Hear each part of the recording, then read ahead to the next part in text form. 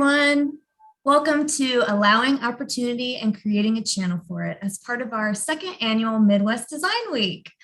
This event is in collaboration with AIGA Unidos and their 2021 Hispanic Heritage Talks. So thanks for coming, everyone. My name is Sarah Rasnick, and I am a programming chair with AIGA Indianapolis, one of the 70+ chapters of AIGA, the Professional Association for Design. I want to introduce our speaker. Arianna Cruz is a passionate, driven 25-year-old who lives in Indianapolis metropolitan area with her partner and their 2 dogs. She graduated first generation from Indiana University, Purdue University in 2018 with a bachelor's in marketing and international studies with minors in communication and economics. Arianna is currently serving as the Director of Marketing and Outreach at Big Brothers Big Sisters of Central Indiana. She is the founder of More Magazine, Making Opportunities Reachable for Everyone, a publication that works to educate and inspire its readers and call them to action in their communities. Arianna is always looking to connect with people, learn from their experiences, and shape her community in a positive way. In her little spare time, she enjoys seeing her friends, creating her own clothing, supporting local businesses, and finding fun new ways to exercise her mind and body. Arianna, welcome, and I will give you the floor. All right. Hello, and welcome to Allowing Opportunity and Creating a Channel for It. My name is Ariana Cruz. I am a first-generation woman, and I am so proud of my Filipino heritage that comes from my dad's side, as well as my Mexican culture stemming from my mom's side. My dad and his family immigrated from the Philippines after he graduated high school, and he came here with nothing more than the clothes on his back and a Walmart plastic bag grocery equivalent of his belongings. And on my mom's side, her dad, my grandfather, he worked for 19 cents an hour before immigrating to the US from Mexico. Both of these men in my life made huge jumps to come somewhere they had never been before in the efforts to create opportunity, not only for themselves, but for their families to come. And so to me, opportunity means to have the ability to explore one's full potential. And I am so thankful for the chance to do that in my everyday life because of the work of my family and because of the opportunities allowed in my life.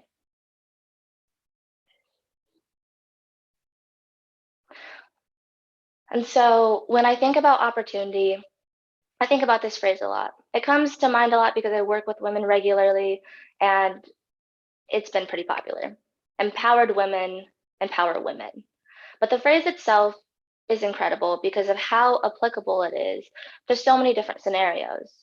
It can be empowered teachers, empowered designers, and so on. And so the root of the message is being that when you are empowered, you have the ability to empower others. So the question I pose today is, how are you creating the channel of opportunity in what you do? When we look at the channels for opportunity, I mainly see and focus on 2 of them, your channel and the channel with you and your team. And the world is a very big place. We all know this. And when I first started my mission, as Sarah mentioned, of making opportunities reachable for everyone through my magazine, More, honestly, I felt a bit overwhelmed. I mean, how in the heck can I, one person, work to make opportunity reachable for everyone? It's a really big mission, honestly. But as I started to think about it and I thought about what I am capable of and what I'm able to do and the ways that I'm able to help others and empower them to also work towards that mission, it felt much more achievable.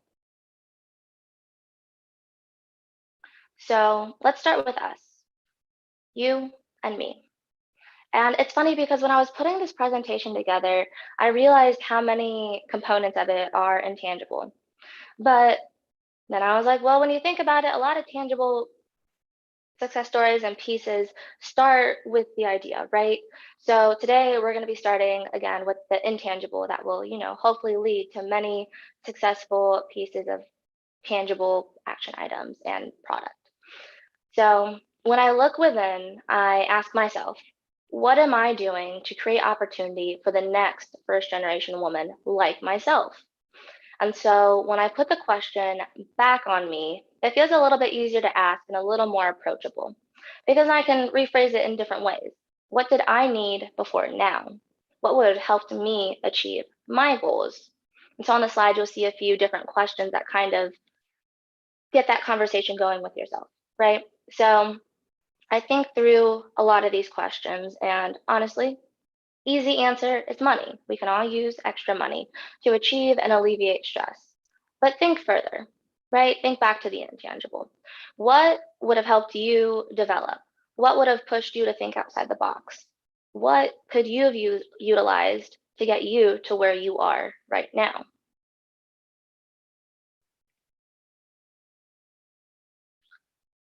So let's answer those questions. I'll answer them from my point of view right now, but as we go through them, and we'll revisit that list of questions on the other slide, think about it from your point of view. So let's start with what would have opened doors for me. And honestly, my answer will probably always be mentorship, first and foremost. Having a mentor gives you a space as a new designer, a business entrepreneur, someone in their 20s figuring it out, and you're able to connect with somebody that you're able to trust, someone you're able to look up to, and they can provide you with feedback and encouragement and even resources.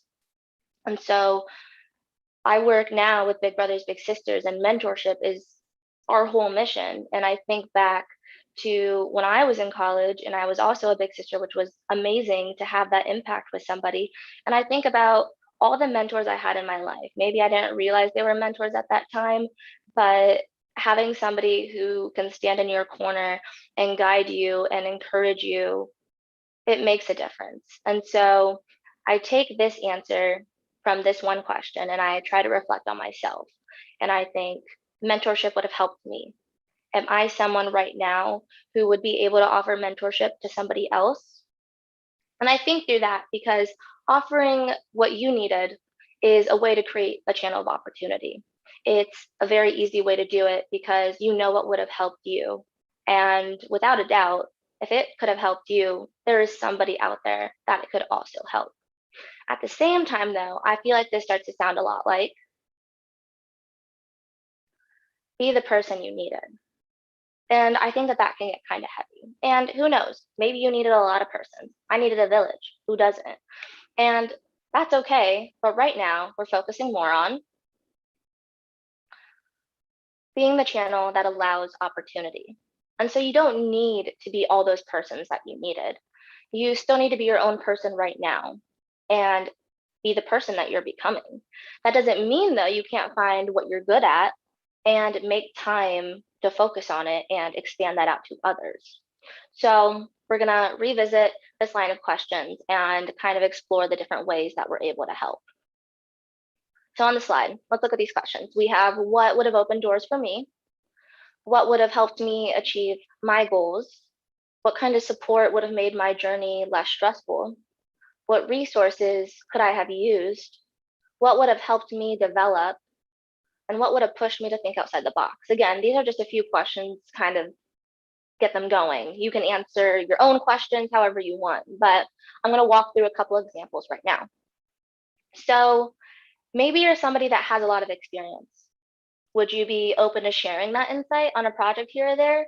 Maybe you check back at the college you graduated from and you volunteer your time to offer feedback on student projects. Or perhaps you're really good at connecting people. Maybe you take that skill and you're intentional with your time to network with those that are younger in their career and connect them to somebody that could turn into a mentor for them. Or perhaps you're really in tune with resources available to, say, women in STEM, and you recognize that you have impact and you have a platform. So you use that platform and that impact to regularly share those resources with those around you. Finding what your channel of opportunity looks like is as unique as your path is to where you are now. And we all have different strengths. This isn't a secret. We've all done a Myers-Briggs, right? And so what we're able to offer through our own channel of opportunity for others is just as unique as what we offer in our skill set. And so all of this, again, comes from an intangible place. But as you grow, what your channel looks like should also grow. So maybe right now you're volunteering time. Maybe a few years from now excuse me, you're donating money to a local Shark Tank. What your channel looks like now does not have to remain the same. You are meant to grow and change in the same way your channel of opportunity is going to grow and change. All right, so we go back to the channels for opportunity and we move into the second half, you and your team. What does that look like? Are you managing a team or are you working on a team? Maybe you've joined this conference as a student and you're learning about what you want in a team. No matter, understand that you will always play an active role on some sort of team. So we're going to start with being a team player and the channels that are available there. And when we focus on you and your team, let's look at it broadly and then we'll narrow the focus. So when you look at your team, do you constantly feel like you're competing with them? Understandably, in some departments like sales, it will be a little bit of a competition, plainly. But in the office environment itself, do you feel like you're working together towards something? Or do you constantly feel like instead of focusing on your growth, you're focusing on who's on your tail? Competition is obviously a good thing when done properly. You want people to feel challenged and pushed to their best, but you don't want them to feel like they can't grow because of that challenge, because they're so focused on not falling behind. And so when you can create a space that allows growth for your team, and you can do that through building team camaraderie or clarifying people's roles, even in sales, people have their own territories, but creating that space allows for opportunities for everyone to grow. And you want your team to grow because then it means more opportunities for all of you as a whole. And so finding the conversation that your team needs to have to allow for growth and to efficiently run their missions is kind of a priority. So when you create a space for collaboration over competition, another one of my favorite sayings, you create your team's own channel for opportunity. And this can lead to more meaningful team huddles where people feel like they have a space to share their voice and to share their opinions, because then people will feel valued when they aren't neck and neck with the people they're working with. It also allows for a deeper understanding of everyone's roles. And that leads to a better use of time and energy because then everyone will understand their key functions instead of competing for the same task.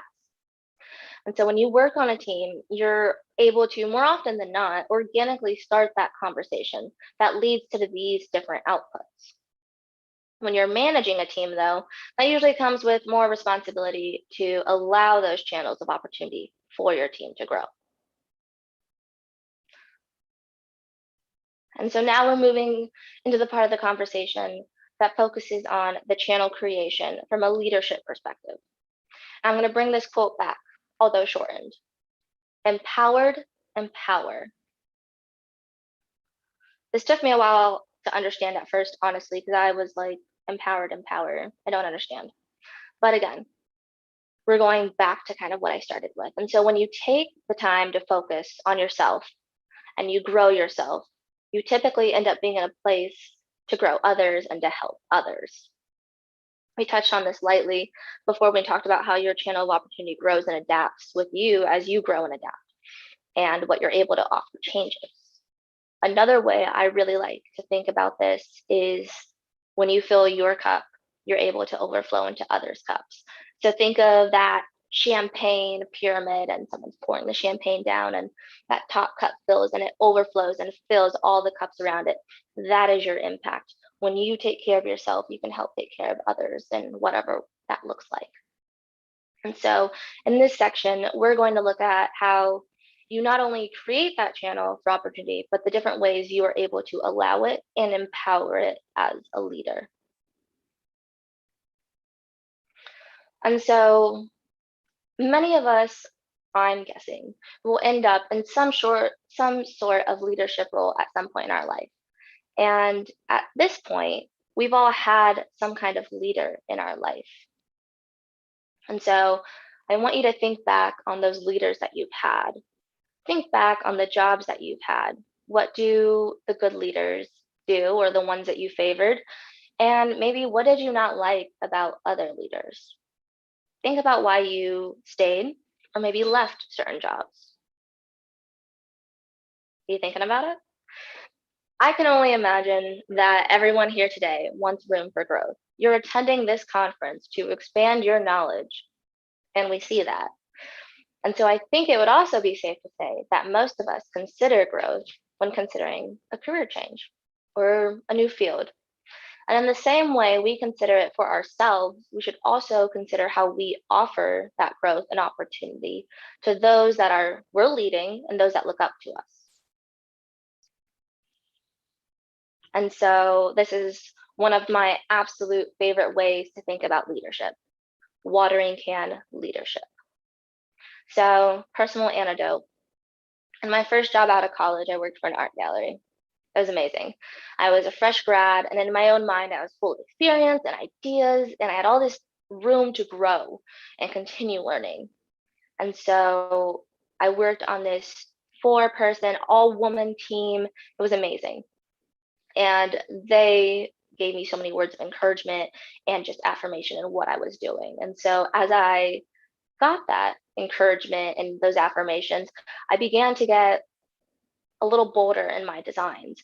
I wasn't just doing very templated things. I was expanding and exploring different pieces of design. And so as more of these ideas were accepted, I would continue to try to push the envelope even further. And I remember very distinctly, it was for one of our biggest art fairs. I created a table of contents for it, along with a cover that was very outside the box of what we normally do. And I shared the cover and the table of contents in a separate email to my boss. And I remember submitting it, and I included in the email, before I had all the confidence, right? I said, if you don't like this, please find the other attachment as well. A little more low-key, a little more templated to what we normally do.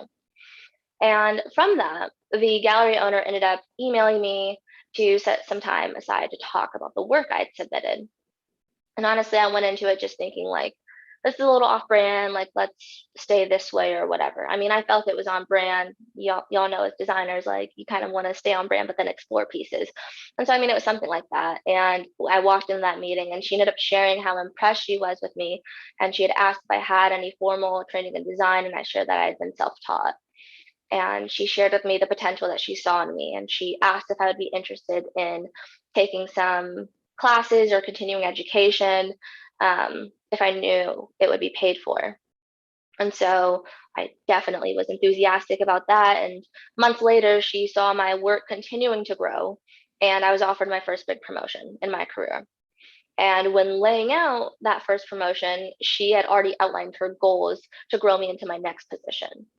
And so when I think of the leadership that she exemplified, I think of a watering can.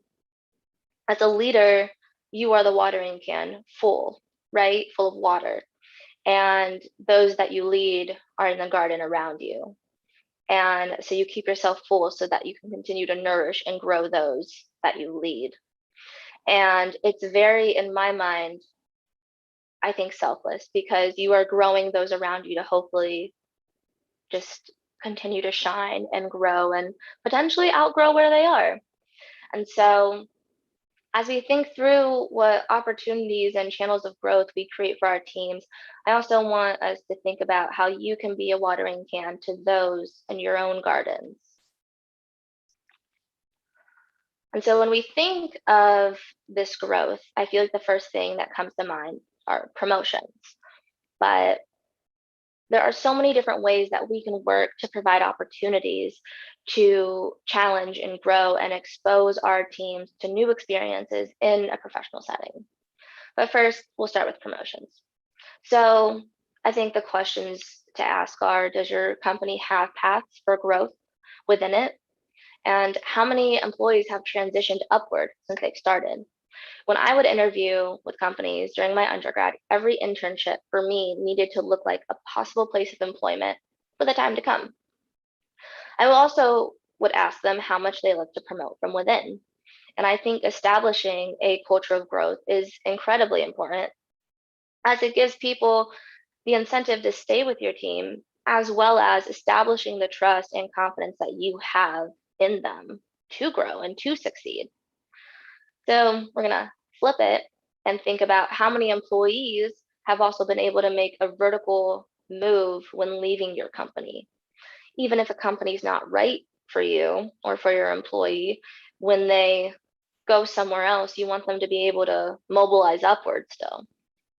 And so I feel like sometimes companies shy away from thinking about this because it feels like a waste of an investment because they took the time to grow this person and now they're leaving. But I think, again, with the watering can leadership style, it is selfless because sometimes you see the full bloom and sometimes you only get to see the beginning buds. I don't think that that means you don't try to care for it and grow that person as much as you can because you're not sure you're going to benefit from it. I think we need to start reprioritizing the people we lead rather than only seeing them for their potential return on investment. And so, along with the obvious channels of opportunity, like a promotion, think of the way that continued education and sharing insight or informational interviews and intentional one on ones and allowing access to feedback and resources can allow for growth. And so, as supervisors and leaders, we set the tone for the way these different opportunities of growth are perceived. When we prioritize and allow the time for our team members to participate or have access to these different opportunities, we are then creating those channels of opportunities for them. So I'm going to walk through these just a little bit to give you like my own personal opinion on them. Couldn't think of the word for a second. But offering continuing education shows that we want to invest time and sometimes money into our team. I think that that really shows the confidence that we have in them and the mindset of considering an asset to us and to them to grow their knowledge. In the same way, giving them opportunities to gain insight from us or from others in their current or desired field also allows them to grow their own knowledge and can be on a very personal level. So much can be gained from hearing personal stories or experience from people. On a side note, I mean, I think this is why TED Talks are so successful because it's one person sharing their experience with a topic and relaying the lessons that they learned from it.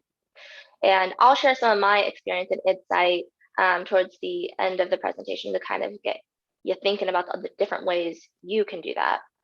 And so in another personal setting, informational interviews can also be incredibly helpful.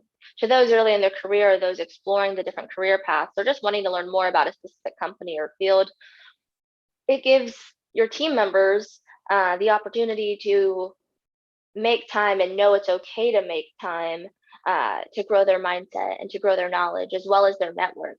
I personally think that informational interviews are most impactful when it's someone you don't know, so you can learn from them. I love connecting with somebody at like a networking event or really anywhere and not knowing them, not knowing their whole story and having that informational interview because then you're hearing this whole new experience, this whole new journey. And more often than not, you're able to relate to some part of it. I also think networking with people outside of your comfort zone, or I'm so sorry, let me rewind. Networking with people who are outside of your current network pushes you outside of your comfort zone.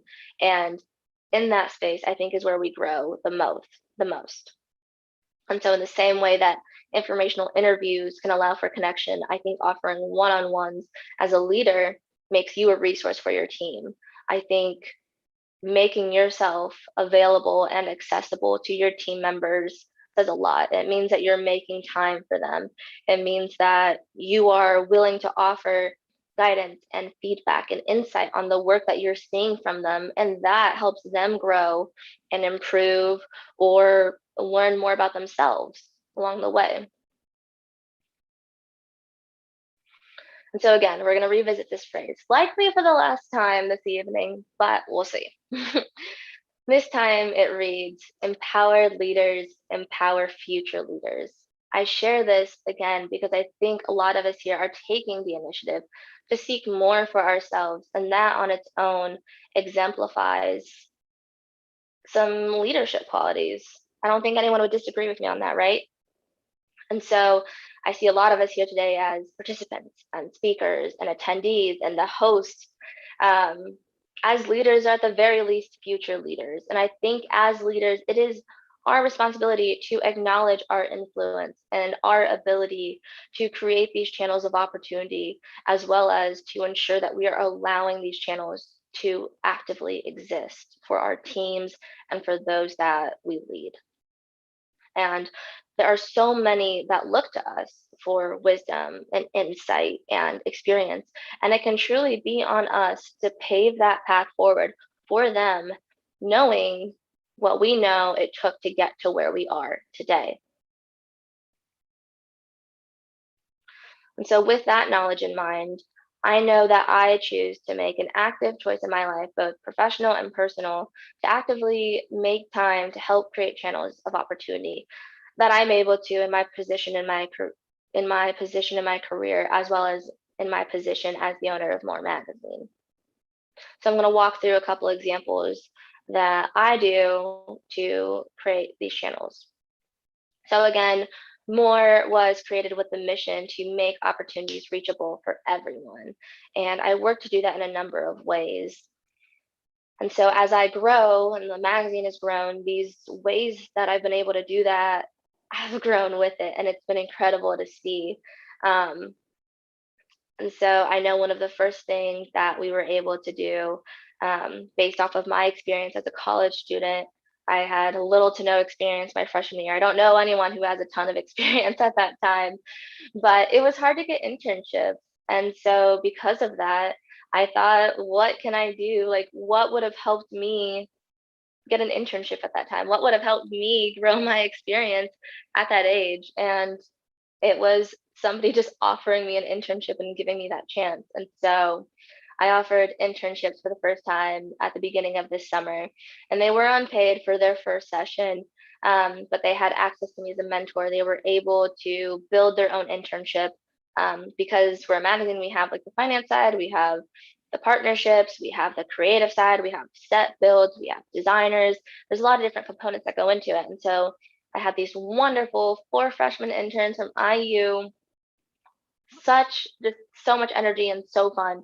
And they were able to really build it out for their own. I wanted them, I knew it was unpaid. And so I wanted them to have this internship truly, truly as a stepping stone to get them to where they were headed next. And with that in mind, I would offer the mentorship. They were able to choose how often they wanted to see me.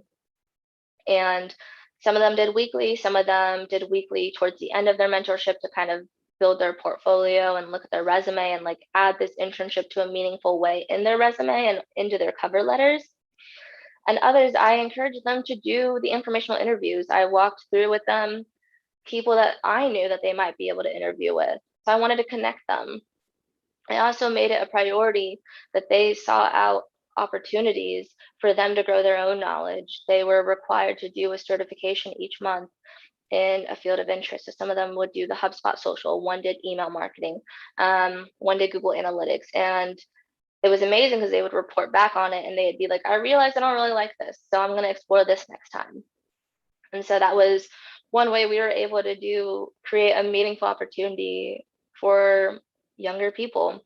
Additionally, I work with a lot of up and coming contributors, like photographers and designers and writers and just anything you can think of that goes into building a magazine, as well as a mix with very established people in their careers. And when you're able to say that you are in the same publication as someone who's established, like that is a step up for someone who's up and coming, right?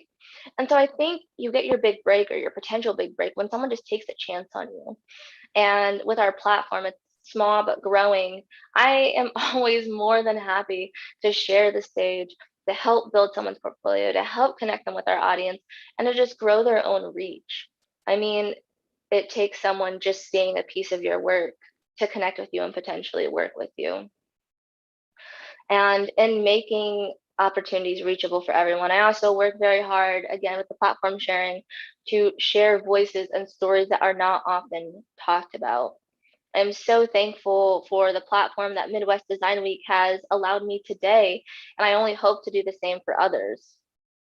And so I work to make opportunities reachable for everyone by curating content that will educate and inspire and call people to action. And I know that that call to action can look so different depending on where you're at with your journey with a certain topic. Maybe it's asking a question, maybe it's doing more research into something, maybe it's getting involved with a nonprofit. We have our nonprofit neighborhood where we offer, again, another channel of opportunity for nonprofits where the marketing budget is not normally prioritized. I was a marketing intern with a handful of nonprofits. I know how it goes. And so we offer these different partnership packages to share their mission with our readers who are looking for that next call to action. Another way that we work to do this is through founder to founder. And I always joke that founder to founder is mainly for me. I get to spend time interviewing female founders in a variety of industries, hearing their story and connecting with them. And it's absolutely incredible. It's amazing. It's one of my favorite pieces of the magazine. But we're creating this opportunity for these founders to share their mission, to share their business, share their nonprofit with our audience. They're having this way to connect in a more personal way of why they do what they do and how people can get involved, how they can interact with them. And in the same way, we are sharing with our very conscious audience these amazing nonprofits and businesses and female founders that they can interact with and they can support. And I think all of that kind of ties into seek more. We always encourage people to seek more. And today, I not only encourage it, I'm going to demand it, that you seek more ways to make opportunities reachable for everyone in your own life, ways that you can make channels of opportunity and ensure that you continue to allow it, not only for yourself, but for those that you lead and those around you, those that feel your impact and your influence. And so thank you so much to Midwest Design Week again for having me, for sharing their platform, for creating this opportunity for me to share my voice, to share More Magazine and Big Brothers Big Sisters and the different ways that we're able to create these channels of opportunity and allow it. And I believe now we will be beginning the Q&A. Is that right, Sarah? Yes, that's right. Thanks so much, Ariana. Appreciate that. I feel like when I was trying to really figure out my career and like, what do I want to do? And, it's kind of hard to figure that out just from Googling like how to be a graphic designer or, whatever industry you're trying to go to. And I always really appreciated I would just go on LinkedIn and find like mutual connections and like people in the industry that I was trying to get into.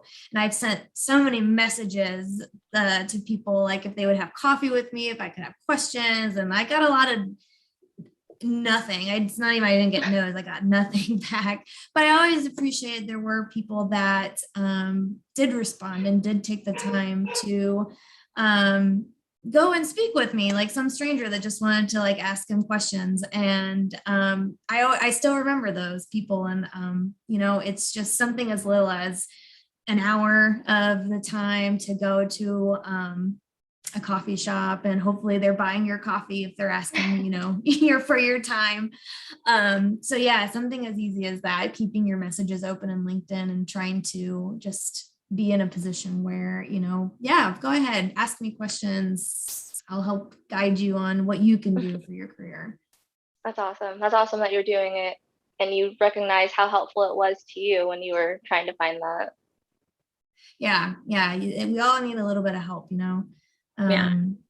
I was gonna say, sorry, I popped on, so I wanted to add a comment in there too. But yeah, I think I really loved your presentation talking about all these different opportunities for channels people to be able to, create opportunities for other people. Because I feel like often companies or individuals are like, oh, how can I help, make, especially in the world of design, like how can we make, the design career, a more diverse place? Like how can we have more BIPOC representation in the places that we work and the designers that are putting out work for our companies? And that's a big part of it. Like, I mean, a lot of people, the way they get their start is that someone takes a chance on them, someone takes a meeting, someone believes in them, believes that they can do the work, like knows that, like we can teach you, we can teach you software, but like we like the way that you think and the way that, the things that you're going to bring to your team. And I feel like people don't often think about that, like those interactions and taking coffee with people, or, interviewing a candidate who maybe doesn't have, the flashy resume or doesn't have, all of the high res mocks or whatever in their portfolios and stuff like that, like really bringing everybody in no matter what and giving everyone an equal chance and opportunity to be able to come forward and show their work and prove to them that they can work there and that they can put in the effort and bring the diversity of both like themselves and well as also like thought and ideas to a team. So I just think that's super important. And I think we sometimes don't think that like that makes much of a difference. Like, oh, someone reached out to me on LinkedIn is probably not that big of a deal, but it really can make a difference for that person. I think, Sarah, do you want to go ahead and read, I think, some of the questions we pulled together here in the chat? Yeah. Okay, we got some coming in. All right. First question is, do you have any go-to strategies for creating camaraderie in this pandemic world? This has definitely been a challenge this year, getting that connection with people. What are your thoughts on that? I know with our interns this summer, they were in Bloomington and then everyone went home for the summer. So even if we weren't in a pandemic, it was going to be kind of hard to connect. And so I feel like we had a group message that was, we had a couple message streams. One was like pretty focused on tasks, and then one that was like just more fun. You can send memes, send some gifts, and making it so it's like we're still people. We're still like looking to connect with one another. It doesn't have to be like, did you get your assignments done? Are your deadlines being met? Like, don't talk to me unless it's about work. And for me, like in that leadership position, making myself like accessible as a person and not just like their boss. Are you guys able to hear the dogs barking? It's okay, yeah. Okay, great. We all have to deal with it, yeah. But making myself accessible to them, I think reminded them that I am somebody that's in their corner and somebody that like they can genuinely connect with. And obviously in the pandemic, I think giving everyone just a little bit more grace, because sometimes they're like, I'm having a bad mental day and I really want to be focused on this, but I can't. And I'm like, that's okay. Like you have to take time for you. And I mean, even if you're going to be at your best performing self, you need to be taken care of. And so that to me, it felt like a higher priority to make time for those mental health days or for those conversations that weren't about work, to build that trust and kind of that friendship. Yeah, that's great. Yeah, being intentional about the connection that you have. It doesn't have to be about work or the objective at mind. Send a little message and see how people are doing. That's always important. Next question. What cadence have you found works best for your one-on-ones? Monthly, weekly, bi-weekly? Yeah, I definitely think it depends on the person. When I was in college, I had a mentor that I met with once a semester. Yeah, semester would have been half. And so, I mean, that's pretty spread out, but she was really there just to ask questions about, these are the classes I'm taking. Do you think it's applicable? Like, what am I really able to do with this? And just like a lot of bigger picture, like, tell me there's a light at the end of the tunnel, because right now I'm drowning in like accounting homework. Whereas with some of the interns, depending on how active they were or wanting to be active and like building their career, one I did weekly, and every week she would want some kind of call to action, a reach out to 3 people on LinkedIn that you don't know, and know it's okay that you don't know them, because that's the only way you're gonna like meet people. And then another one was bi-weekly, and so she wanted things that would take a little bit longer. So with her, I was definitely encouraging more of those informational meetings. So I think at the beginning, I had a one-on-one with all 4 interns to be like, what are your goals? What else do you have going on? And what do we need to put in place to help you achieve those goals? And so, I mean, based off of that, that kind of set the tone of how often we needed to meet. So I think seeing a little bit of the end picture really helps guide that. Absolutely. Yeah. Another question. Did you work with colleges, career development centers to set up these internships, or just how did you go about getting these internships set up in general? Yeah. So honestly, I spoke at a women in business conference for Indiana University, and that was an amazing experience. And I ended up getting, because I told everyone, I was like, connect with me on LinkedIn, open to like sharing any input. If you didn't get your question answered, I'd love to answer it outside of this. And a lot of the questions were, I would like to mentor with you. I'd really like to maybe shadow for a day or be involved in some way that I can grow my experience. And so honestly, I hadn't even been thinking about interns until that question was filling up my inbox a little bit. And so I honestly just worked with, I mean, I had other internships. I had talked to a couple other people, some of my mentors, to be like, they want to work with me. What do I need to do? Luckily, one of my mentors is, she works in compliance. So I was like, do they need to fill out the W-9? What does it look like legally for me to do?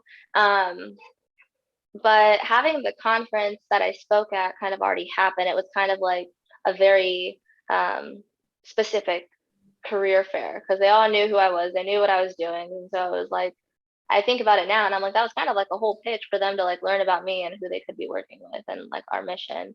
And so outside of working with my mentor who's in compliance and then just reflecting on my experience, and I know that I didn't go through many of my college career offices. I did for a couple internships, but like something like this, it was kind of just at a career fair and you made it happen on your own. And we had four girls that were just very intentional and like following up. And so it made sense to just go with all 4 of them at the end of the day. But as we're getting ready to, I mean, I say getting ready, it's only fall, but we're already thinking into next summer. Like I am planning to work with the nearby campuses to expand that. So it's not just you have to invite me to speak on your campus for me to offer interns to your students. So I do want to kind of open it up. And so I think this coming year, I might be working more with those career services. And I think it is really easy if you have connections already there to share what you're doing because they want to help you, especially if you're an alum. Yeah, definitely. And there are also channels like AIGA that you can join. There's a nice little plug there. Very subtle. Yeah. Gotta have the plug. Gotta have I the try. plug. I have a question. I'm curious to know. I think so much of this time working from home brings a lot of like the things that you're doing in your work to your home because it's right here. And I feel like this is one of those situations where, this can really come into ways you can apply this to your personal life. And I'm curious to know, have you seen this impact, your personal life, whether that be like, I want to be a better leader in my friend group, or I want to learn more about like what they're trying to accomplish in their jobs. I think that's something that we could all kind of take in and think about. That's very funny. I actually had a slide that was talking about this is applicable to so many different pieces of your life outside of your career, but I was like, I gotta kind of stay focused on it when I was going through my slides earlier today. But yeah, I mean, I think again, like the channels can look so different. And so I know even with my partner, and I'm sure people can relate to like someone that you are romantically involved with, like you're gonna butt heads at some point. But I feel like we have gone through like a lot of like communication conversations because we communicate very differently. We have different love languages. And so for me in that relationship, it was really looking at ways that I can create opportunities for him to express his feelings and making sure that like I was understanding what he was trying to say or what he was trying to do. can't even think of like a really good example right now. He like did the dishes and put them all away one day. And honestly, in my mind, I was just like, that's just what you do. But later on, and I'm like learning that I think his love language is like acts of service. And so he said, and I honestly did not even like give him the opportunity to like tell me, but I mean, you don't normally tell people when it's your love language, but he was like, I did that because I knew you were busy and I wanted you to feel less stressed. So I kind of just took care of the kitchen for you.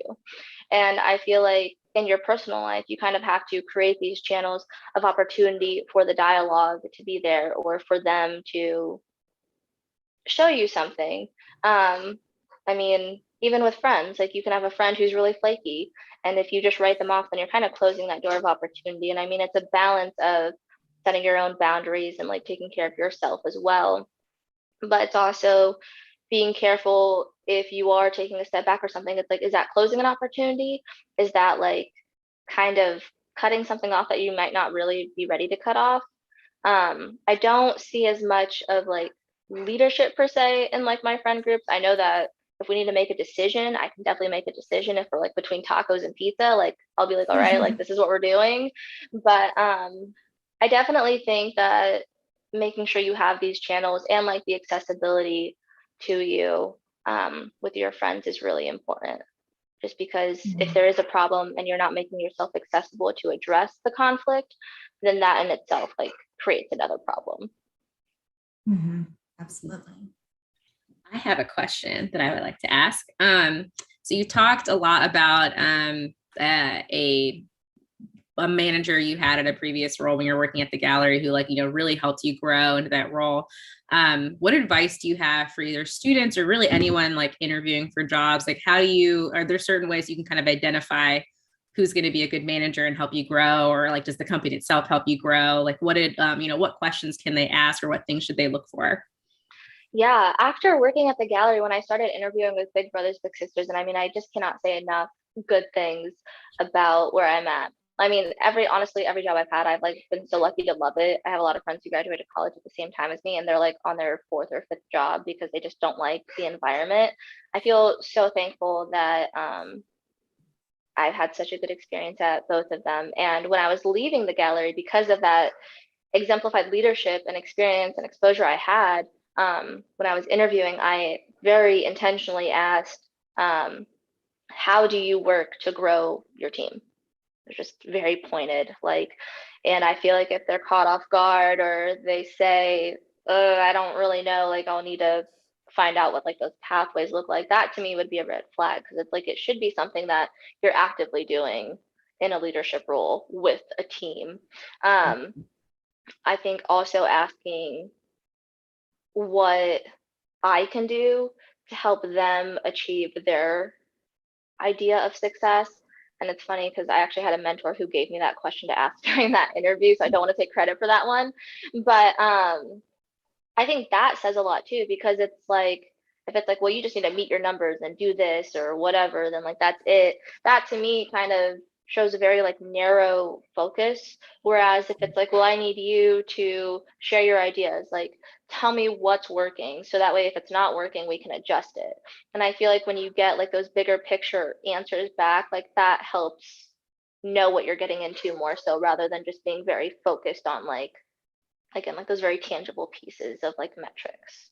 Yeah. So I think remembering too, that every interview you go into, because I know I went into so many of them nervous, but now that I think back on it, I'm like, they should have been nervous to interview me, because this is an interview as much for them as it is for me. And I'm not going to work somewhere if I'm not impressed with them. And so I think remembering that and kind of hyping your own self up before you go into those interviews is key. Power stance. Yes. Right? Yeah.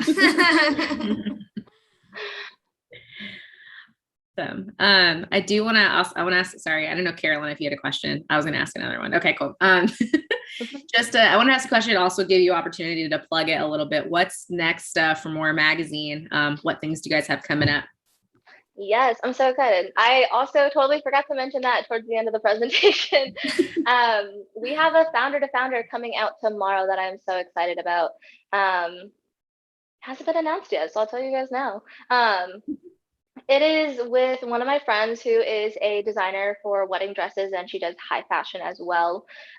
Lee Breton, they own Curvy Custom Bride, and I met her forever ago, then we reconnected, and as I've started the magazine and she's really launched her business, we've had a lot of let's meet up as friends, but also talk about business ideas, conversations. And so I'm so excited. They create a space for their clients to feel comfortable with themselves.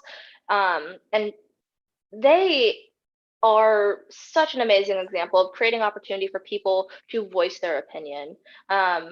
When you think about your wedding, I don't want to get on a whole soapbox about this, but when you think about your wedding, you like, there's a lot of people you kind of have to please because it's like if you have in-laws helping you pay, if your parents are helping you pay, then you got to think about like everyone that's coming, and it's like you kind of lose sight of it. And so they do the wedding dress. Oh, they do wedding dresses so beautifully, and suits and like anything you want. And they do such a good job of being like, this is your time to take your voice back and make whatever you want to have on the day that is really about you and your partner about you. And I sat in one time with one of my friends who was doing a consultation with her for their own wedding dress, and I got to see them in action and like talking through everything, and the way that they are so neutral, because I mean in that position they kind of are leading it because it's like their space, their studio. They were so neutral about it, and I think about that too sometimes when I lead, because it's like if you're not guiding them, like when people try something on, they don't say, oh, you look amazing. It's like, how do you feel? And like asking that first, so it's not that you feel like you're supposed to feel a certain way, you just authentically feel how you're feeling. And I think in like my own leadership role in my position now, I try to always ask, how do you think this project went? What did you like about it? What do you want to do different next time? And then like start there, because it doesn't really matter. Like, I mean, I am at the end of the day as a leader, like you kind of have that like position of being like, this is what we're going to do, or this is what we're not going to do. But it doesn't really help anybody if you don't get to hear what they're thinking. Sorry, I kind of got off the It's magazine bit, okay. but we also just launched our third issue, and we just hit our 1 year anniversary as a business, which is super exciting. Thank you. And our third issue was focused on women and culture and the way that the two interact with one another, as well as their relationship with a variety of topics. So we talk a lot about opportunities and the ones that are there and the ones that are not there. One of them being the financial literacy gap and its impact on first generation women, period poverty, and the way that that impacts way more people than we think, especially with the pandemic when people lost jobs, having to choose literally between buying food or another box of tampons. We also talk about bringing diversity and inclusivity into your brand and kind of where to get started. We talked about mental health and culture. Amongst a variety of other topics. And so I definitely recommend checking it out. It's at moremagazine.org, and you can find us on LinkedIn, Facebook, and Instagram, as well as our YouTube channel where we share those founder to founder interviews. And we're constantly looking for meaningful partnerships and more nonprofit neighbors. We have 6 neighbors for every issue. And so we're always open to meeting people and sharing more stories and missions and voices. That's awesome. Thank you. Thanks so much for joining, everyone. So let's give a round of applause for Ariana, and thank you so much for AIGA and Unidos for wanting to collaborate on this. You guys heard More Magazine. That's where you can find on their YouTube channel, the Founder to Founder and other talks.